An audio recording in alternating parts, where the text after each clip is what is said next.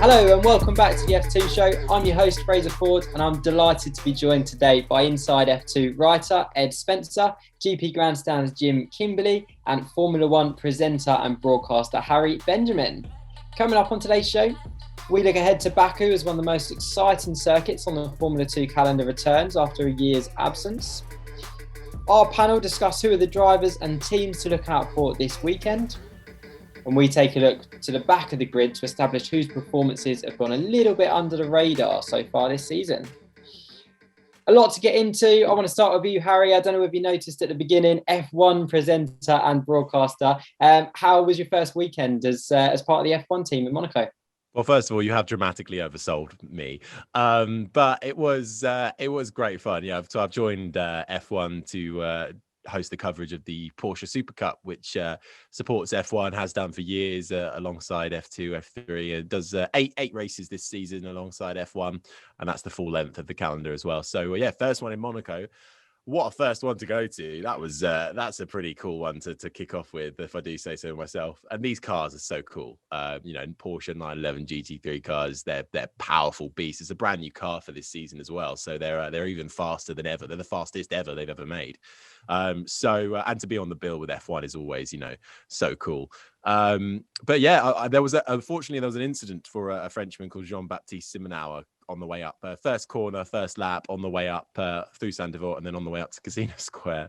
Blocked the track, 30-minute delay, red flag, and then we got the 30-minute race out the way. So if there was ever going to be being dropped in at the deep end and having to fill for time, that was going to be it. But it was so much fun. So I'm really pleased to sort of be a part of the team and looking forward to what the rest of the season holds. Yeah, remember us when you're famous, because you're doing a great job. Ed, welcome to the show. It seems crazy to say we're a quarter of the way through the season already. How quickly has that gone? But which drivers have impressed you so far this season?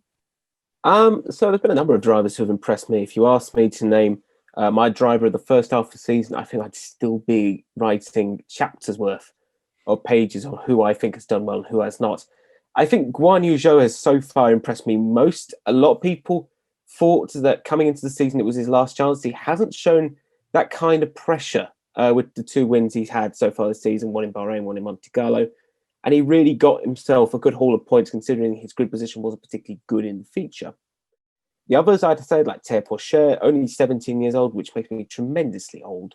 I don't know what I was doing at 17 years old, but I certainly wasn't driving Formula 2 cars around Monte Carlo. He had a brilliant drive in the feature, and it was a fantastic performance. Really calm, really controlled, and he is probably Zhou's biggest threat. Jim, you joined us for the Monaco review. 6 entertaining races so far this season, but what's been your highlight so far? Funny that, because you looked at the first Monaco race where we had, was it this Armstrong on Deruvala as the sole overtake? Yeah, I still found it very entertaining. So I do really agree that 6 entertaining races, but so far it's been fun, isn't it? And it might be something that's going to be in this new format, this 3 race per weekend format. That first race, safe, bit of a banker, people just want to get points.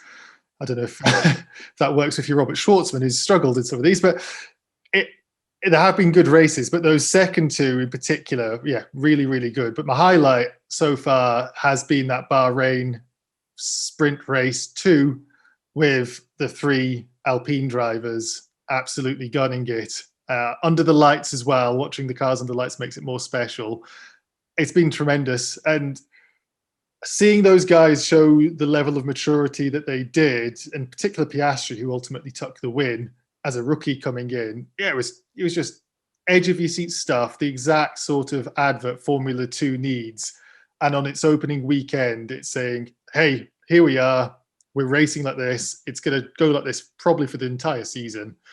If we can get more of that when we move out of these street circuits, and I know Formula 2 is very street circuit heavy, to have some of these more open racing, maybe at Silverstone, really, really excited. It was a really good show that you put on.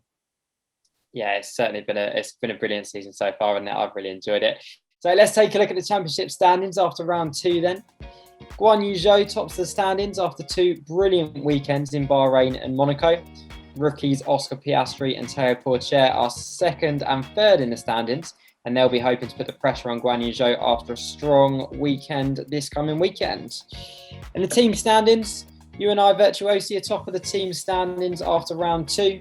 They're followed by Prema and Carlin, who aren't too far away either. If you want to see the full standings, you can of course head over to our website, www.insidef2.com. Harry, how impressed have you been with our championship leader, Guan Yu Zhou, so far this season? He's had a really strong start to the season, hasn't he? Yeah, and I've been impressed, and I was worried actually pre-season. I thought, because he had a lot of pressure on him there's a lot of pressure on him to make this step to Formula One. Alpine, Renault, Formula, of course, have put a lot into him, and there's the big marketplace as well as being, one of the first Chinese driver on the grid to race, and it looks like he's the first Chinese driver in a long while that could do well in the grid as well and be competitive. So he needed to have a good season this year, because this is really his last chance in F2 to make that impact, to make the jump to F1. In my opinion, it's still going to be tough, even though he is now shown that he can win, because that was the big thing. That was the big thing on his back, wasn't it? Previously, can he win a feature race? But there you go. So it's definitely a huge sort of improvement and a statement from Zhou, I think, because he's laid the marker down. He's leading the way from the Alpine guys, and that is an absolute must, because Oscar Piastri coming in cannot beat Zhou. He cannot allow that to happen, because otherwise he's going to jump up the pecking order. Whether any of these guys make their way up through the Alpine ranks in what is a bizarre driver program anyway, because there's no sort of end results, it seems. So Zhao's doing all he can. He needs to pick himself up a little bit after Monaco, a bit of unluck towards the middle, obviously got the win, but he could have got more. I think I read an interview earlier, from him saying there was a few team communication errors, especially in that wet race, and could have maybe left with a bit more on there. But he is showing that skill and that experience that he's had to now make the push for what should be hopefully a very successful rest of the season for him. Yeah, absolutely. Guan Yu Zhou's had a strong start to the season, and is, as you said, fellow Alpine Academy driver Oscar Piastri, and also Teo Porcher as well, the youngest Formula 2 winner we've had, second and third in the championship. How impressed have you been with how quickly they've got up to speed, Jim? Yeah, I feel like I'm impressed, but I feel also that they're almost taking the shine off each other, because you're watching them race and they're ace. Like straight away, they're jumping in. Pretty much all the rookies coming in, and they are not looking out of place whatsoever. As you look at Formula One, Mazepin seems like he might be a bit out of his depth. Schumacher obviously is in a slow car, can't show his true skill, and Tsunoda had a really strong start. And then you can tell these are rookie drivers. With the Formula 2 drivers we've got, the ones that you mentioned there, and I want to have a shout out, as Ed pointed as well, with Vachor. They're all looking in the right place, which is really encouraging in terms of feeder series prospects coming to Formula One. But like Harry said, I don't know what the end goal, Alpine in particular, but I don't know what the end goal is for some of these drivers, what their next step could be. But in terms of what we benefit from watching this, giving the punditry, giving the commentary, it's brilliant. It really is. So Zhou, third season, and Lundgaard, second season, they're not necessarily, well, Zhou in particular, who's leading the championship, they're not getting outshone by these guys, but they're not stamping their authority on them at all. And Schwartzman, who should be a championship leader really at this point, he's got Piastri in his team who's completely outclassed him so far. And there's been a bit of a misfortune for Schwartzman, especially with the race format. Losing his front wing in the first race of Monaco, that's just going to hurt you the entire weekend. And great fight back on the second race. But yeah, it's brilliant. It's breathtaking stuff. And I'm really, really delighted that Formula 2 has so many good drivers this year. Yeah, they've settled in effortlessly, haven't they? So it's been really good to see. And Ed, obviously you and I, top of the team's standings. How impressed have you been with them so far this season? Very well-oiled machine. You have to wake up pretty early in the morning to beat the Prema juggernaut, considering how many championships they just wrapped up last year. So Virtuosi have just done tremendously well. They've got two solid drivers, Zhou obviously, and you've also got to think about Drugovich as well. You know, he's picking up the points. Admittedly, it's not been as spectacular the start to the season. We all expected Drugovich to be up there. He's not quite at that level. But Virtuosi are just picking points off, whilst the likes of Prema, they've got Schwartzman, who is really should be doing a lot better. I agree with what Jim has said. You know, he had a tough weekend ahead in Monte Carlo. And ART, they've got Christian Lundgaard, who is dropping points all the time. So it's really no wonder Virtuosi are top of the constructors. Now, I don't know about you guys, but Baku is my favourite track on the calendar. Such a fascinating track, obviously, such a tight and twisty middle part of the sector, but then you've got a fast sector one and a massively long front straight as well, which is brilliant. So, it always produces good racing as well, doesn't it, Harry?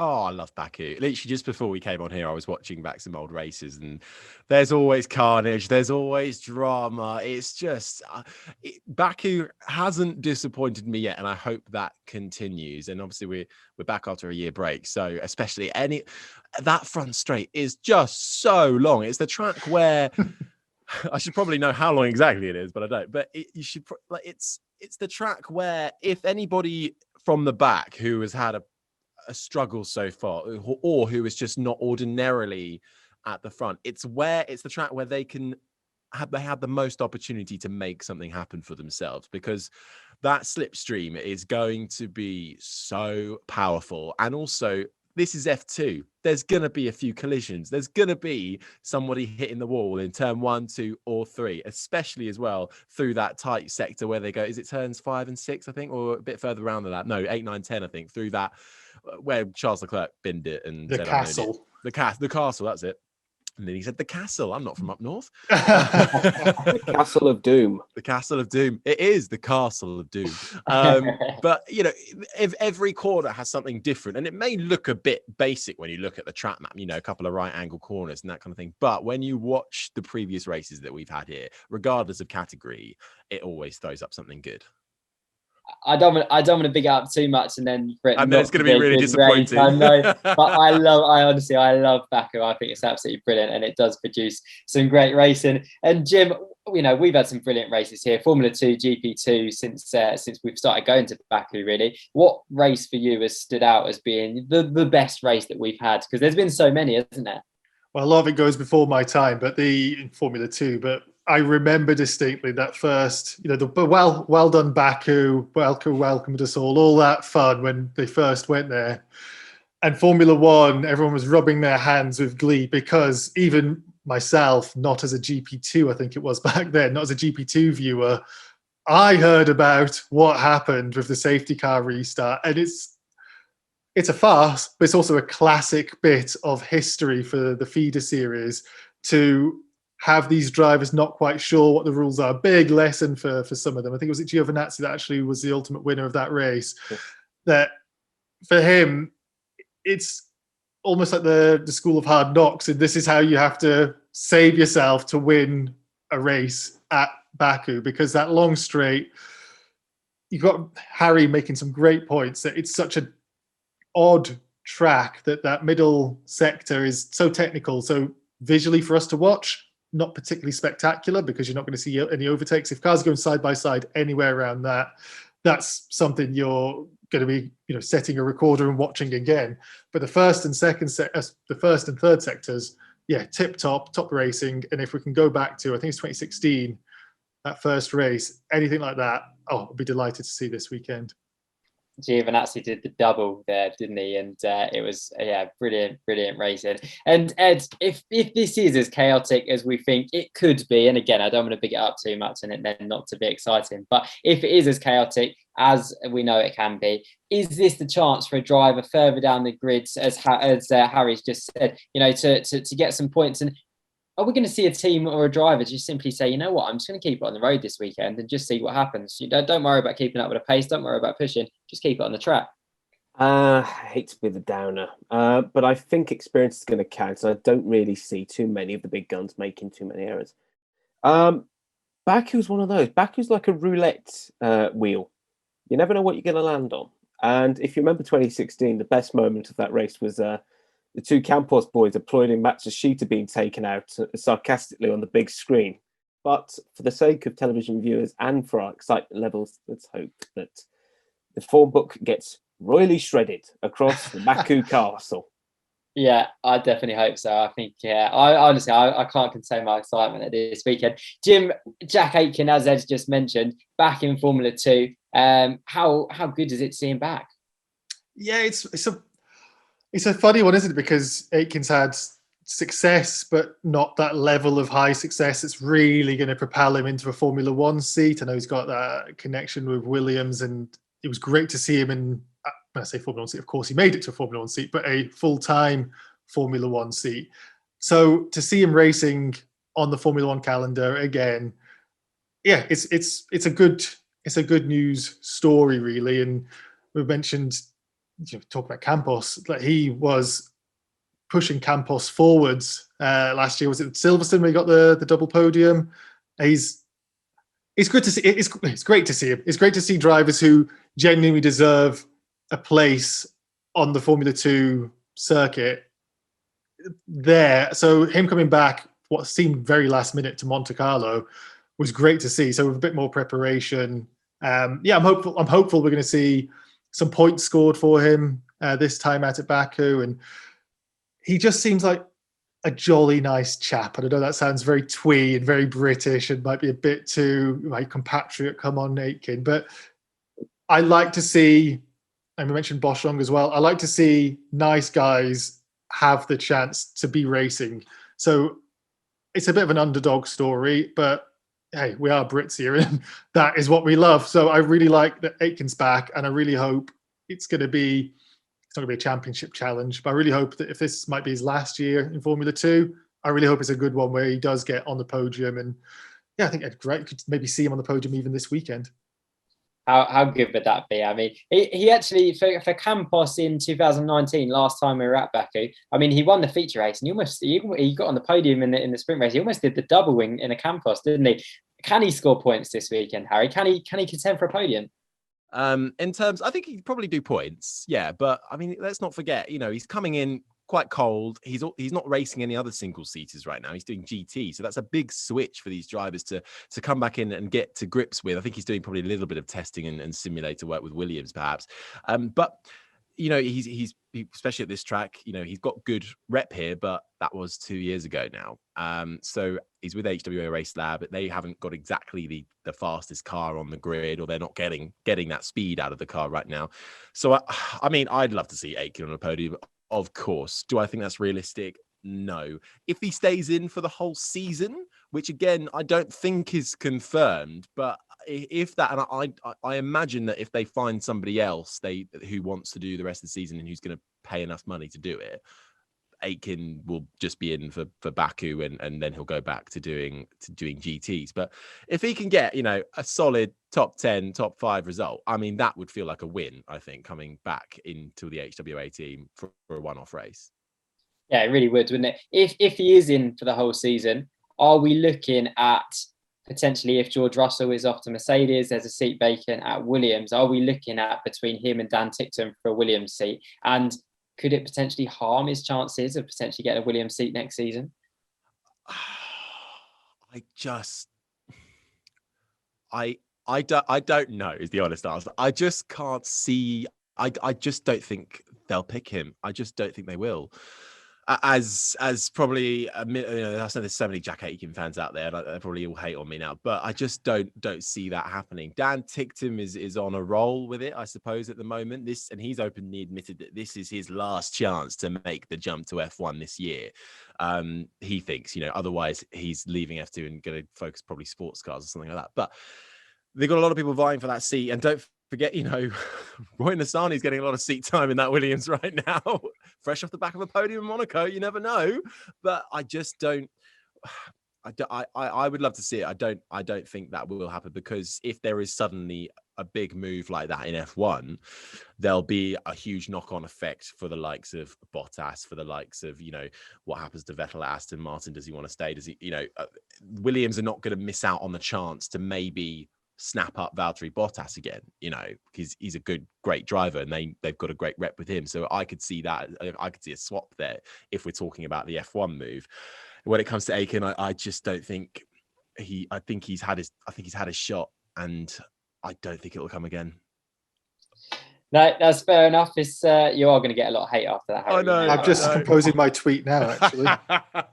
He's a great driver, don't get me wrong, but some of the best drivers still don't make it to F1. That's very true. Take Callum Ilott. I'm not going to say what I was going to say there. My number one my number one driver, who I support through and through, Mr. Paul Di Resta. I've got a picture of him just up there. He's a top-notch driver, and he got his chance in F1, yeah. But he showed what he could do, but it's still binned off. So you could be the best of the best, but you got to have all the other things to come together as well. You are right. It's the complete package, isn't it? Mm. And obviously, a return to Formula 2 for Jack Aiken was due to Matteo Nannini pulling out due to financial issues, focusing on his Formula 3 season. How disappointing would that be for him, Ed? It was more disappointing for me because I had that video interview aged like warm milk. I'm disappointed for Matteo. I really think he earned his stripes. He had a good start to the season in Bahrain. A point is a good start. He could have had 2 points finishes if the stewards had decided against giving Lundgaard his second place back. He'll be back. That's all I'm going to say. And I think with F3, he'll get more time to mature, more time to get inside the HWA family. So I'm confident that we haven't seen the last of him. But unfortunately, it's another case of money talks. There are a number of drivers who are obviously in the same position, signed up probably to a race-by-race contract and potentially not being able to complete the season. Does that put added pressure on a driver, or does that push the driver onto that next level to keep their seat, Harry? I think it's the more time that has gone on in the last few years, the more stuff like this happens. There's a lot more access to how motorsport works and the ins and outs of contracts and stuff like this. But race by race contracts in F2 in particular, I don't think there's something particularly new. I just think we're now getting a bit more of an insight into who might not have a race seat for the next round. I think there's always pressure for these guys. They are, especially for the top elite ones, they're always going to be at the top of their game, and they're all trying to be. These guys, they are in F2, they are still learning, but they are making their way up, and the next stop is Formula One. So they know that they've got eyes on them, and they know they need to perform at their very best. In terms of, does having a race by race contract add a bit more pressure? Maybe, yeah, I'm sure it does, because they're going to want to try and perform as best they can. But at the end of the day, they could perform as brilliantly as they can. But come back to my previous point, if they ain't got the cash, they're not going to race. Simple as, and that is something that ultimately can just be a little bit out of grasp, even if you've got great results behind you. If it's about marketability, it's all these things that come together to secure that sponsorship. And for the race by race guys, they're just going to have to do their very best. That's all they can really do. It's almost, actually, I could argue, it takes the pressure off slightly, because they can just go out and do as best as they can, and the rest is out of their hands, really. They can do no more. Yeah, I mean, Richard Verschoor is one of those drivers on a race-by-race contract, and he's, top 10 in the championship. I think he's P9, and he's had a really strong start to the season. Is that something that is bad for Formula 2, isn't it, Ed? That if you've got drivers who are delivering, but they're not going to be able to stay in Formula 1 because financially they can't stick with it, it doesn't look good, does it? It doesn't look good, no, and it's been a constant problem for the junior categories for years. And there was guys like, I can remember Oliver Tichy. He did quite well in the 90s, never drove again after that good result. And then you've got guys who are trying to make that jump to Formula 1, never end up making it because they don't have the money. And then you have guys who have got a rich parent, can get them in. So it's terrible for the sport that guys like Verschoor, Nannini, potentially Ralph Boschon, we never know what's going to happen with him. That we don't have these guys racing, yet you see pay drivers who have no real sense they're going to make it. They're never going to become the next Pedro Diniz, and they're out of a drive, and they never actually achieve the results that you would expect from a car like that. You do have to wonder how these guys find a budget to race. It's crazy to think. We complain about the cost of Formula 1, and yet guys in Formula 2 are chucking this much money for a car that's not particularly fantastic. You can understand why pay drivers get in and the talented guys don't. My argument for that is, I mean, I agree with you to a certain extent, and okay, that's good. But this is motorsport, and isn't everybody a pay driver, regardless of where you get the money from, whether it's Daddy Stroll or whether it's Red Bull? Somebody is paying for you to be there go up the ranks. So my argument is everybody is a pay driver, from Guan Yu Zhou down to Alessia De Lada. Guan Yu Zhou just gets it from Alpine. De Lada gets it from, I don't know who he gets it from, but it's not a manufacturer, is it? So there's the argument to be had, I think, that, if you're going to go racing, you're going to be parting with loads of money. And being a pay driver doesn't necessarily, I think this is where the disparity comes from, that being a pay driver does not mean you're a bad driver, because Lando Norris is incredibly wealthy. During his F3 campaign, he had so much external testing, way more than any other drivers were having in that car, so he could get up to speed. And of course, the more you go testing, the more you're going to understand, the quicker you can potentially be. But he could only do that because he had lots of funding from not actually McLaren, but from his father. So, there's the argument that Lance Stroll also, I wouldn't call him a bad driver. Lance Stroll stood on the podium in Formula One. Not everyone can say that. So my argument is that pay driver doesn't necessarily mean you're a bad driver, but everybody's a pay driver, in my opinion. It just comes down to all these other factors that are sort of controlling this massive strings that none of us can see, but we all know are slightly there. Now, the one thing that I would like to say, though, is that we're watching Formula One, which has always been, and I think, Harry, you've got the nail on the head, it's just more exposed now, but it's always been a rich man's sport. Back in the 50s, there wasn't the working class kid who was turning up, driving fast at a go-karting track, and then the Ron Dennis of his day saying, you know what, you're going to be the one. It's just been rich. The whole point of Grand Prix racing was rich people wanted to show off, getting cars through however they could, be it manufacturers or constructors like Williams, and then racing. And we've watched rich people racing for a very long time. So it's just the exposure to it now that we can see with a bit more transparency how it affects some drivers. And we dread to think, I didn't watch Formula One or any racing in the 70s because I wasn't around, but how many drivers could have made it who didn't, just because they didn't have the money to do it, and nobody knew. They'd have read it in the paper, such and such isn't racing this weekend, such as is racing this weekend. They've thrown their life savings to try and get a seat in a Formula One team. They've had one weekend, they didn't make it, end of that guy's story. Just now we have all this exposure to it because of the internet, because of social media, that we can see the likes of, say, Callum Ilott, who couldn't afford a second season, Ferrari backing or not, they couldn't get another season in Formula 2, financial issues. And we now get frustrated as fans thinking, I like that guy, but it's still the same sport. We are just way more exposed to it.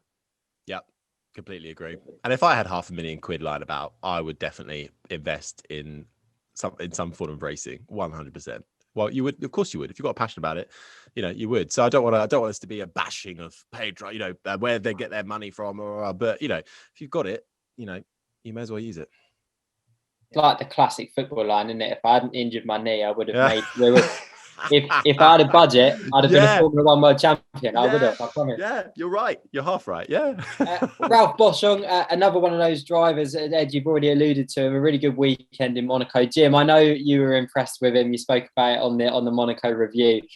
Is that Monaco weekend, is that something that he can build on? And can he be in the points again this weekend in Baku? I'd love to see him get his groove on again. I love Ralph Boschung. Similar to what we talked about with pay drivers, this guy's having to hustle to get the sponsorship to not be a pay driver because it's not coming from his own wealth. But I remember the press release when he said, I'm back for next year and I'm back because I've got sponsorship for the entire season. Like, that's a big deal. And these are the sort of things that you're not exposed to before, like we mentioned as well. Before, in olden times, it's just the drivers in or out.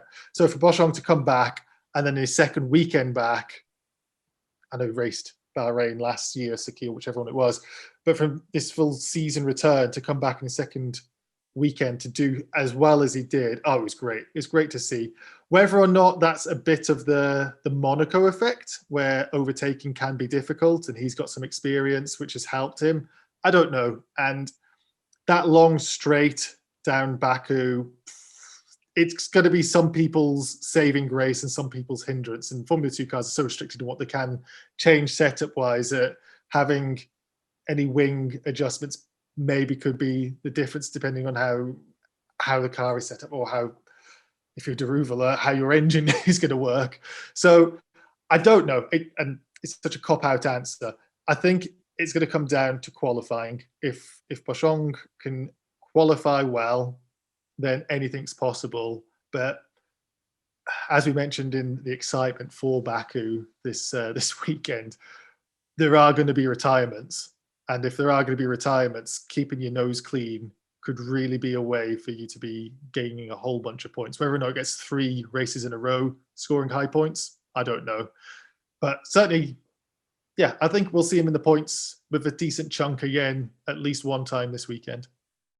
Trident are a team who's obviously had a bit of a difficult start to the season as well. Only scored 1 point so far this season. That was courtesy of Marino Sato in Bahrain. I caught up with Trident driver Bent Viscal to get his thoughts ahead of the weekend in Baku. What are your expectations going into the weekend? And do you think the big points are up for grabs, maybe even a podium if there's a chaotic race? Well, I watched a few races back, and it definitely didn't look like a sort of train like it looked like in Monaco. The long straight is very interesting, just as the safety car restarts can be a bit of a interesting one as well. But yeah, in general, I just need to improve qualifying and get to the front of the grid, and then see what happens from there on. And of course, I will be more experienced on a street track after Monaco, so I think that will also help a lot with the confidence. Yeah, of course, yeah. And I believe it's your first visit to Baku as well. The team have been quite successful in the past. They've had points with Arjun Maini and Santino Ferrucci finishing 5th and 6th in the sprint race in 2018. How much do you rely on the data and the feedback from the team in terms of a setup, for races that you've never been before? That's the only sort of feedback or like information I have, so I need to work as much as possible from that data of the past in order to prepare myself as well as possible for the first lap in free practice. And then from there on, we just need to develop and learn from the mistakes the team and in general the drivers have made, and try to not make them again. And then just learn as much as possible. Harry, how do you think both Bent Viscal and Marino Sato, how do you think they're doing this season in Formula 2? It's tough because I actually had decent hopes for Bent Viscal. I thought, he showed quite a bit of promise sort of coming in. And he's come within, touching distance several times, hasn't he, of points. And, you just seem like they need to get into a bit of a rhythm. I think they're missing that rhythm of consistency. And Trident have struggled in, on and off. They've not been consistent in their campaigns throughout the years, dating back to GPT. They've had great success and then they've had nothing. So I think something's especially with Marino Sato as well, coming in, he's got an 8th place to his name, hasn't he, which is a great result for him actually, but the rest of it hasn't been he's actually not been within touching distance actually compared to Bent Viscal in terms of finding that top 10 route. But I think I'm finding it difficult to really have much hope for the rest of the season. There needs to be a big change, something needs to change dramatically, and this is Formula 2. As Jim said, it's not a lot. It's not like you can do a lot with the cars, is there? So it comes down to sort of those minute margins and driver performance here. And Sato hasn't delivered, I don't think, properly on some of his previous feeder series promise. So this is a make or break season for him as well, I would suggest. So they need to capitalize. If they can capitalize in Baku, they might be able to get back on the front foot. But at the moment, they're very much on the back foot. Yeah, I think Trident will be hoping for a bit of a chaotic weekend, and they can, capitalise on that, won't they? Roy Nassani, obviously a podium in Monaco, a strong weekend actually overall in Monaco. But his teammate Marcus Armstrong hasn't had the best of starts again, quite similar to last season actually. He's got that pressure of being a part of the Ferrari Driver Academy. It's pressure, and it's also it can be beneficial as well. And how do you make of his season so far? And does he need a good weekend this weekend in Baku? It's a lot of good weekends, not just in Baku. It's a bit of championship start to forget. We mentioned Schwartzman and fellow Ferrari Academy driver and how much of a struggle he's had. Prema, you expect to be at the front. Dams, you kind of expect to be thereabouts. Of late, maybe not fighting up at the front as much as they want to be. But yeah, he needs to really enjoy a bit of either good fortune or just find some outright pace this weekend, because it's such a strange season, as we're going to continue mentioning, that, I mean, well, I'm just looking at the calendar now. After Silverstone, which isn't far away, it's like, that's half the season done then, guys. We're a quarter of the season done now. We've had 2 weekends. It's absolutely bonkers. So if you're looking at a third or more of the season gone, which it will be this weekend, and Armstrong hasn't kicked into gear and he's in 15th in the championship, 1 point scoring race so far from 6, what happens next? It's not what's going to be good enough for him. It's not what's going to be good enough for Ferrari.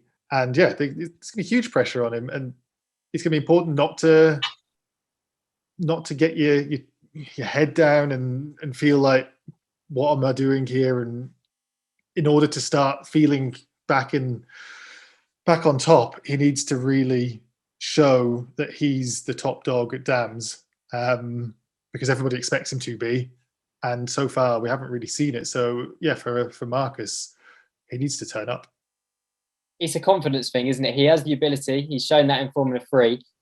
Harry, can he refine that confidence and can he, put a few races together really and have a really strong second half of the season? I mean, I really hope so. He's got it in him. We know that, but he's just. I don't think I can add much to what Jim said, to be honest, because it's just been a championship start to forget, really, and with that pressure of the Ferrari backing it.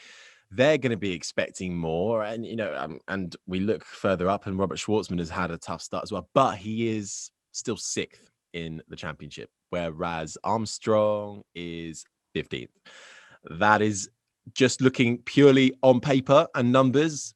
That is not good enough. That is not what they want from a Ferrari-supported driver. So, if he can turn it around from Baku and have point-scoring podium races for the rest of the season, then I think he can just about save it.